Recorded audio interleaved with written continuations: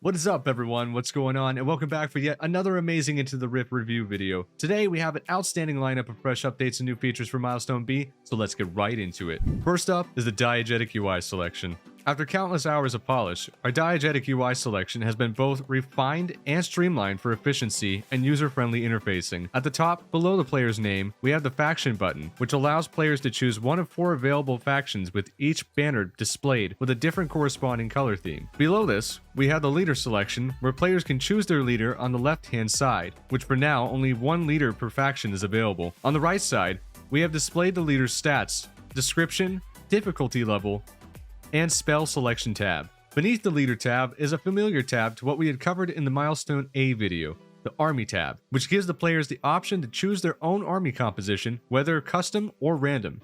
And finally, the best button, the ready button. Next, we have the fully fleshed out Hex Tiles. If you've been with us since the beginning, you might remember the slightly painful look of the stark neon colored Hex Tiles. During Milestone B, our art lead transformed them from unsightly to godly. Each tile concisely portrays the theme of each individual biome it holds within its bounds, and provides a buff to certain units and factions, such as the home field advantage, which grants units that began the game on those individual tiles a 5% bonus to health, damage, as well as both attack and movement speed while occupying them. For our third topic, we have the much anticipated spell phase. We covered the UI buttons in the last video, but in line with our milestone goals, we have sufficiently prepared the Battlefield HUD to be user ready once we have added the Battlefield specific version of all Battlefield spells. This tab will allow for players to choose the spell or ability they wish to use in the battlefield, and will be the mainstay of the entire Battlefield combat phase. On the opposite hand, we have also included a rest button that will allow you to place your unit on a temporary rest phase, in which it will regen 10% of its maximum HP so long as it's not disturbed. And finally, we'll cover factions. Last milestone, we covered the Sanguine Crusade. This time, we have completed all Phase 1 factions, and at the time of this milestone, are ready for you to test. Up first, we have the Mystic Lotus, and their illustrious leader, Arashi. Secondly is the Efflorescent Bulwark and their first leader, the Pernicious Wickerman. And last but not least is the Necrotic Legion and their first leader, the Frozen Queen of Death, Deliria. Each faction has their own theme and reason for pursuing the awesome power of the Rift, but today we're going to take a deeper look into the arsenal of their abilities. Beginning with our most recent faction that was made available just after Milestone A, the Mystic Lotus. Sharp Shot. The Sharp Shot is a ranged ground unit with decent damage, capable of disabling enemy movement with ease. His primary ability is Crackling Shot, which deals damage and slows enemies, while his secondary ability, Bolanet, temporarily disables enemy movement. Ronin. The Ronin is a melee ground unit that can deal fair damage in rapid succession and excels in close quarter combat. His primary ability, Quick Draw, and secondary ability, Disembowel, can both be used synergistically depending on the situation. Disembowel can help gain ground quickly as he thrusts forward to slice the enemy, and Quick Draw can be used to follow this up or lead the attack. Runemancer. The Runemancer is a magic ground unit skillful at setting the field and laying traps for unsuspecting enemies. His primary ability is Rune of the Storm, which places a rune at the specific point location, and any enemy that steps on it will be struck by lightning. His secondary ability is Rune of the Dragon, which will temporarily disable an enemy's movement upon stepping on the corresponding rune. Kage. The Kage is a ranged ground unit that is adept at lurking in the shadows and surprising their enemies with bursts of damage. His primary ability is Kunai Barrage, which launches a volley of kunai at a target point, whereas his secondary ability, Dark Shuriken, boasts a bit of more utility. After launching a massive shuriken at the enemy, the Kage retreats into the shadows, becoming invisible for 3 seconds. Toshuin. The Toshuin is the Mystic Lotus' special unit and is a resilient ranged tank capable of dishing out damage just as adequately as she mitigates it. Capable of creating distance when needed and creating spatial pressure in the same breath. She has 3 active abilities and 1 passive. Her first ability is Twister, which summons a massive twister at her target point and deals damage to all nearby enemies while slowing their movement by 40% for 3 seconds. Her second ability is Zephyr Slice, which sends 2 intersecting gusts of wind toward a target to deliver a massive blow to the enemy, knocking them back and causing a miniature twister. Her final active ability, Blade Dance, has the Toshuin launch a volley of razor-tipped fans into the air that she guides around her body with intense currents of wind, and dealing damage to all nearby enemies around her. Lastly is her passive, Iron Infalidai, which increases her armor depending on her current health state, starting at 50%, then changing at 25%, and finally again at 10% health. Arashi, a resourceful damage dealer capable of delivering devastating damage while supplying fair crowd control, excels in controlling objectives and sniping enemies from afar. Arashi's first tier 1 ability is Cumulus Strike, which launches a bolt of spiraling lightning at the enemy and deals solid damage. This ability is her steady prodding ability, used in tandem with her regular left mouse button attack. Her second tier 1 ability is Levin, which generates a massive flash of lightning at a target point that blinds and silences nearby enemies for 3 turns, causing attacks to miss and prevents all spell casts. Her third tier 1 ability is Reverberation, which explodes the air, deafening the target for 3 seconds while dealing damage and temporarily reducing their movement speed by 40%. Arashi's fourth tier 1 ability is called Static Shock, which negatively charges the atmosphere, causing any unit that moves a range of 300 or more in the next 3 seconds to be stunned for 3 seconds. Her final tier 1 ability and her ultimate is Monsoon, which calls down the full might of the storm, causing random lightning strikes to occur globally. Units hit by this effect will take extreme lightning damage. In addition, a tornado will form at the center of the point at which the ability was cast and deal ticking damage for 5 seconds before fading. Next up is the Efflorescent Bulwark, Dredge Raven. The Dredge Raven is a melee hybrid unit that can fly into the air and swoop down, attacking enemies from above. Capable of fighting in melee range but excels at blindsiding the enemy with aerial assaults. His primary ability is Gore, which has him strafe sideways before closing in on the enemy and slamming his beak into their stomach. If Gore doesn't finish them off, then his secondary ability, Dive Bomb, will. Dive Bomb sends the Dredge Raven high into the air before diving straight into the ground and dropping the full weight of his massive body onto them. Lumbering Barkide. The Lumbering Barkide is a melee ground unit that can disable enemy movement and heal himself while dealing damage to nearby enemies in the process. His primary ability, Devouring Earth, disables his movement temporarily as he guides a root-like rock toward his enemy in order to ensnare them.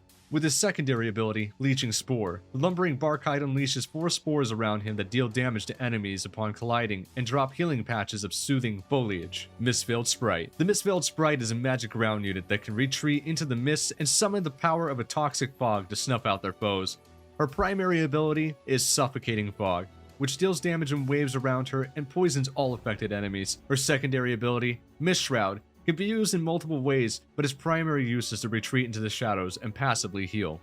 Vengeful Nymph. The Vengeful Nymph is a ranged ground unit that excels in poisoning enemies while evading damage as much as possible. Her primary ability, Toxic Nettles, is her opener, which fires multiple nettles that poisons enemies upon contact. Her secondary ability, Virulent Lily, plants a toxic lily at a point that unleashes volatile bile at a target and leaves behind a pool of poison upon exploding. Waldegroff. The Waldegroff is the Efflorescent Bulwark special unit and a relentless melee tank that mitigates damage through a deadly poison spread through its offensive abilities. He has 3 active abilities and 1 passive. The first of his active abilities is Vicious Assault, which causes the Waldegroff to dive and swipe at the enemy, ultimately dealing decent damage while slowing the enemy's movement speed by 30%. His second active ability is Vital Strike, where he strikes the enemy in the throat with his tail and silences them for 3 seconds. His third and final active ability is Razor Sting, which deals damage and applies an armor reduction debuff to the enemy for 3 seconds. Lastly is his passive ability, Venomous, which applies a debuff to the enemy whenever using his active abilities that decreases all damage dealt by the enemy, stacking up to 20%,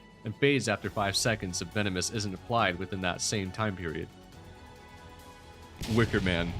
Wickerman is an incredibly powerful melee brawler and ritualist that excels in ritualistic sacrifice to empower his allies and decimate his foes, capable of deploying sparse amounts of support and decent crowd control while applying devastating single target damage. His gameplay is unlike any other leader in the current and future roster, and is specifically driven by his ability to absorb blood and use said blood to perform various rituals. Without the blood of his enemies, he cannot use any of his advanced abilities, but once he absorbs their blood, he can unleash a variety of deadly attacks. The Wickerman's first tier 1 ability is Serrated Barrage, which launches a curved barrage of barbed straws at the enemy, instantly dealing damage and causing a bleed to occur over 2 seconds. Each individual serrated barb has its own chance per hit to absorb the enemy's blood, which will appear as an orb behind the Wickerman and is limited to absorbing the blood of 1 person at a time. His second tier 1 ability is Ritual of Stone, which upon acquiring an enemy's blood, Wickerman can use the Ritual of Stone to slow their movements over 4 seconds until they are completely stunned for 2. His third tier 1 ability is Ritual of Nightmares, which upon acquiring an enemy's blood, Wickerman can use the Ritual of Nightmares to hex an enemy. The hex creates a manifestation of the Wickerman to appear behind the enemy and attack them for the next 6 seconds. Wickerman's fourth tier 1 ability is the Ritual of Slaughter, which when activated burns the blood of his enemy to create an effigy of slaughter that binds the enemy to the effigy. If the enemy runs out of range from the effigy, they will be violently dragged back to it and take physical damage. Lastly is the Wickerman's ultimate tier 1 ability, Ritual of Fire, which consumes the blood of the enemy and sends them inside of the Wickerman's body before he then engulfs himself in flames. Victims trapped inside the Wickerman take fire damage each second for 5 seconds.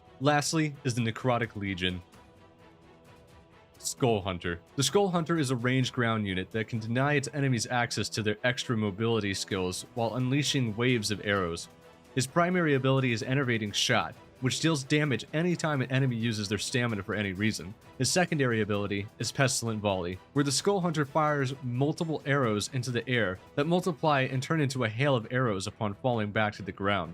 Legionnaire. The Legionnaire is a hybrid ground tank with impenetrable defensive capabilities and the ability to redirect damage. His primary ability is Unbreakable Darkness, which negates all damage taken for 2 seconds and stores it for later use. His primary ability is synergistically used with his secondary ability, Unhallowed Avenger, which bombards an area with 5 massive shadow strikes and leaves behind a patch of fire. The damage absorbed with Unbreakable Darkness is then distributed evenly throughout his secondary ability's damage. Deathcaller. The Deathcaller is a magic ground unit with exceptional range. Their primary ability is Grave Silence, which conjures a vortex of dark energy and launches it at an enemy, causing damage and silencing them for 3 seconds. The Deathcaller's secondary ability is Visage of Death, which summons a mass of apparitions around the unit, slowing their movement and explodes after 3 seconds, dealing massive damage. Soul Collector. The Soul Collector is a hybrid ground unit, wielding dual soul whips that has decent range. His primary ability, Soul Strike, damages units and temporarily seals away 2% of their maximum health, up to a maximum of 10%. His secondary ability, Creeping Death, summons a vengeful soul that attempts to attack the enemy and explodes after 5 seconds. Death Knight. The Death Knight is the Necrotic Legion's special unit and is a versatile DPS that excels in controlling his enemies and keeping them within arm's reach. He has 4 active abilities. The first of these abilities is Hell Chains, which sends out a burning chain that grabs a hold of his enemies and drags them to him. His second active ability is Boneyard, which unleashes waves of ice spikes that damages non-frozen units and freezes them in place for 3 seconds. His third ability, Pestilent Strike, damages nearby enemies and applies the plague to them, as well as slowing their movement for 20%. His fourth and final ability is Call of the Damned, which allows him to call for 2 skeletal minions to aid him in combat for a short time. And finally, we have Deliria of the Necrotic Legion. Deliria is a ranged magic DPS with remarkable crowd control and defense break capabilities. Can efficiently disable enemies and overwhelm them with ease. Excels at controlling the pace of the enemy's movements as well as the pace of the game. Using her passive Hypothermia, she can apply a permanent slow on the battlefield and a temporary slow in the arena. This slow is applied by her abilities and stacks up to a maximum of 30%. The first of Deliria's tier 1 abilities is a frost AoE called Flash Freeze, which freezes the air around her in a circle. Enemies affected by this ability take immediate damage and have their hypothermia level permanently raised by 2%. Deliria's second first tier ability is Frigid Spike, which forms a massive frost spike and launches it at the enemy target. It deals frost damage and freezes the target in place for 2 seconds. Next is her third tier 1 ability, Borean Torrent, which summons an ice portal that unleashes a torrent of ice shards in every direction and damages all enemies it comes in contact with. Her fourth tier 1 ability, Arctic Tomb, conjures a mist of super condensed frost that explodes after 1 second, encasing all affected units in a tomb of ice and deals damage to them for 3 seconds while they're stunned. Finally, we have Deliria's first tier ultimate ability, Glacial Permanence, which unleashes the full might of her power as Deliria begins pulsating with frost energy. While channeling this ability, Deliria emits a frost aura around her that will gradually expand while damaging all nearby enemies and lasts for 5 seconds. Alright, and that's it for this Milestones review. Thank you all for tuning in today and providing us with your continued support, and until next time, peace.